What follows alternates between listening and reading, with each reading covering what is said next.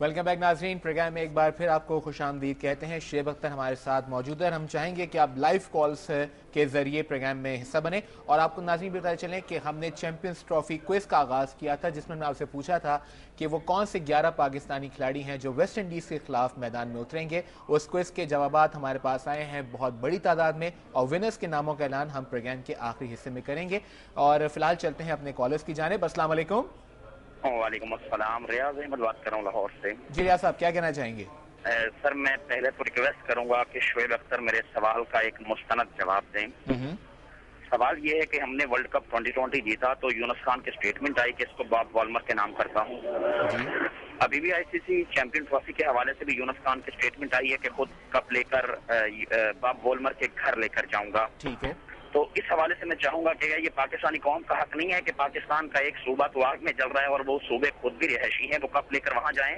और साथ ही कि कौमी टीम में हमने अगर शोएब मलिक और अफरीदी से ओवर नहीं करवाने हैं, उनके होते हुए क्या हमें एक जेन्युइन स्पिनर की जरूरत है? मैं ये पूछना चाहूंगा कि इस हवाले से एक मुस्तनद जवाब कर दें। शोएब क्या कहेंगे? डिफिकल्ट क्वेश्चन है और ऑब्वियसली बहुत अच्छा क्वेश्चन पूछा।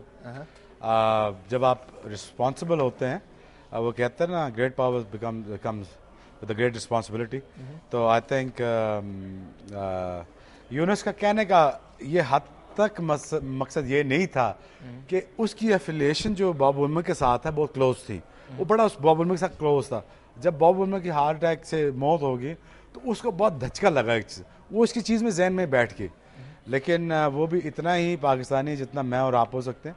आई थिंक यूनुस वापस आएगा और वो जिस इलाके से आता है वो वहीं का जहाँ जंग चल रही है। तो आई थिंक मैं भी सजेस्ट करूँगा उसको कि वर्ल्ड कप भी लेके वहाँ भी जाए। आई मीन मुस्तनद जवाब मैं इसमें क्या दूँ, अब सवाल ही ऐसा कर दिया। चलें पहले वर्ल्ड कप आ जाए फिर हम यूनुस को वहीं पर लेके चलेंगे। नाज़रीन चलते हैं अगले कॉलर की जानिब। अस्सलाम वालेकुम। हेलो, अस्सलाम वालेकुम। ग़ालिबन हमारा राब्ता नहीं मिल पा रहा। चलें आगे चलते हैं। ये बताइए कि भारत की टीम का थोड़ा सा एनालाइज कर लें। आप भारतीय टीम को बहुत अच्छी तरह जानते हैं और जिस तरह आप तेंदुलकर और गंगुली को अपने बाउंसर से परेशान करते थे और उनकी बैटिंग लाइन पे आपकी गहरी नज़र है। इस वक्त 3 मेन प्लेयर्स उनके आउट हैं। युवराज सिंह की उंगली में फ्रैक्चर हो चुका है, गौतम गंभीर भी नहीं है और ना ही वीरेंद्र सहवाग। क्या भारतीय बैटिंग इस वक्त वीक हो गई है? मेजर सेटबैक हो गया उनके साथ। और मुझे पता है कि इंडियन किस तरह सोचते हैं कि कौन कौन उनकी इनिंग्स को एंकर कर सकता है। अब वो तीनों ही नहीं हैं। आप ये ना भूलिए कि उनके पास तेंदुलकर भी है और वो भी बैटिंग विकेटों का बादशाह है। वो उस पर बैटिंग ट्रैक में उसका दिन लगा हो, वो भी आपको बहुत प्रॉब्लम कर सकता है। सो लेट्स नॉट वो ना हो जाएं कि अपना रिलैक्स हो जाएं कि आगे कि वो नहीं है तो हम मैच जीत जाएंगे। India still a very good batting side. I am not great fan of the bowling side, लेकिन शाद शर्मा की पेस के आने से फ़र्क पड़ा। ज़हीर खान होता तो यह है तो उसके आने से फ़र्क पड़ता है, पेस से आने से फ़र्क पड़ता है। लेकिन ये कि पाकिस्तान के थोड़ा सा मार्जिन अब ज़्यादा हो गया कि पाकिस्तान अब जीत सकता है। पाकिस्तान पहले भी जीत सकता था उनसे। पाकिस्तान कभी भी किसी by any given choice by any given day Pakistan उनसे इंडिया से कभी भी काम नहीं। ये नहीं मैं एज ए पाकिस्तानी कह रहा हूँ, ये as a spiritual as a spirit जो मेरे अंदर है, जो इंडिया के खिलाफ खेलने में आती है, तो उससे। लेकिन पाकिस्तान को क्या चीज़ें ठीक करने की हैं उस पर फोकस करें कि पाकिस्तान ने क्या ठीक करना है। वो क्या चीज़ें? वो ओपनिंग है, आपका स्टैंड है। भाई अगर आपका 30 रन जल्दी से हो गए, अब मैं बार कह रहा हूँ बैट्समैन नहीं हूँ, जो मैंने सुना या सुनाया जो मैं उसकी बात, अगर आपको 30 इमरान नज़ीर के 30 रन हो गए हैं तो उसको 70 में या 100 में कन्वर्ट करें भाई। अगर आपको ओपनिंग स्टैंड मिल रहा है तो उसको 100-150 में कन्वर्ट करें। हम जब जब एज ए पाकिस्तानी टीम में खेलता हूँ, हम ये करते हैं अपनी जॉब दूसरे पे छोड़ देते हैं। भाई अपनी जॉब ख़त्म करके आओ। आपने 100 किया 150 करके आओ, 70 किया 100 करके आओ।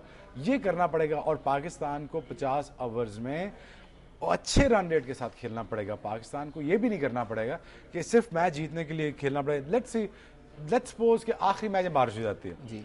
लेट्स सपोज कि आखिरी मैच फोरकास्ट में बारिश है, तो फिर क्या करेंगे? पाकिस्तान को इस चीज़ का भी ख्याल रखना है। पाकिस्तान को हर रिस्पेक्ट के बारे में भी सोचना है, पाकिस्तान को ओवर रेट्स के बारे में भी सोचना है। सो चढ़ के खेलें। अच्छा, अभी आपने कहा कि इस वक्त मेन फोकस तेंदुलकर पे होना चाहिए, वो उनके बैक पिलर हैं, उसके अलावा धोनी भी हैं। ये बताइए, तेंदुलकर से आपने बहुत सारी जो है जंगें जीती हैं, बहुत दफन आउट किया है, क्या स्ट्रेटेजी आप देते हैं तेंदुलकर पे अपनाना चाहिए? हमारे बॉलर्स इतना नहीं बॉलिंग कराई उन्होंने तेंदुलकर के सामने।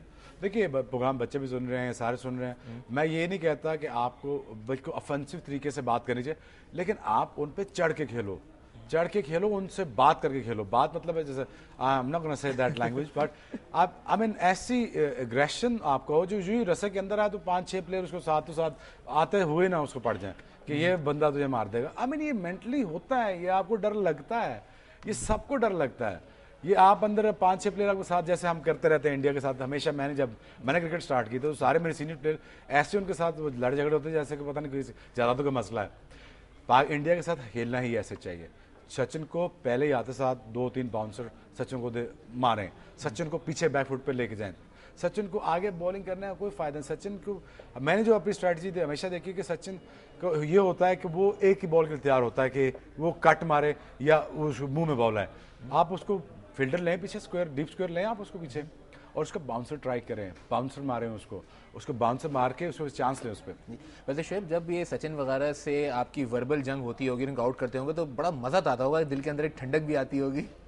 देखिए, मेरा एज ए बॉलर, मैं आपको देखिए, मैं कोई एंटी इंडिया नहीं हूँ या मैं कोई रेसिस्ट नहीं हूँ, लेकिन जब मैं पूरे मुल्क के लिए खेल रहा होता हूँ तो मैं फिर ऑफ द रिकॉर्ड मेरे लिए इंडियन उतने ही इंपॉर्टेंट्स हैं, शायद दूसरी कौम में मैं उनकी इतनी इज्जत करता हूँ, लेकिन ऑन द फील्ड मेरे पास ये है कि मैंने इस बंदे से जो बैटिंग कर रहा है, मैंने इससे जीतना और कैसे जीतना है। अब मैंने इसको बातें करके जीतना है या मैं उसको उल्टा सीधा कह के कुछ जीतूं या मैंने उसको आउट करके जीतूं। अब मैं ये नहीं बताऊंगा क्या ना कहिए कि आप उनसे बातें करते हैं, आप तो उनको बकायदा डराते धमकाते हैं। नहीं, आई मीन ऑब्वियसली ये पार्ट ऑफ स्ट्रेटजी होता है, ये सारा part of strategy on the field के लिए होता है कि उसको मैंने क्या कहना है कि अब मैं राउंड देकर आगे तुम्हारे कान पे बॉल मारूंगा। आप उसको मेंटली आप पीछे चल जाते हैं, आप मेंटली आप डर जाते हो। दुनिया कोई बड़ा से बड़ा बैट्समैन आपको उससे कह दो कि मैं अगला बॉल तुम्हें ये करूंगा और तुम्हें ऐसे मारूंगा तुम्हें मैं, अगर वो बॉल ना करो, आप स्लो रन फेंक दो, आप यॉर्कर फेंक दो, तो ओब्वियसली उसकी कॉन्सेंट्रेशन खराब हो जाती है। चलिए नाज़रीन, प्रोग्राम में वक्त हो एक और न्यूज ब्रेक का, और ब्रेक से वापस आके हम क्विज के विनर्स के नामों का ऐलान करेंगे।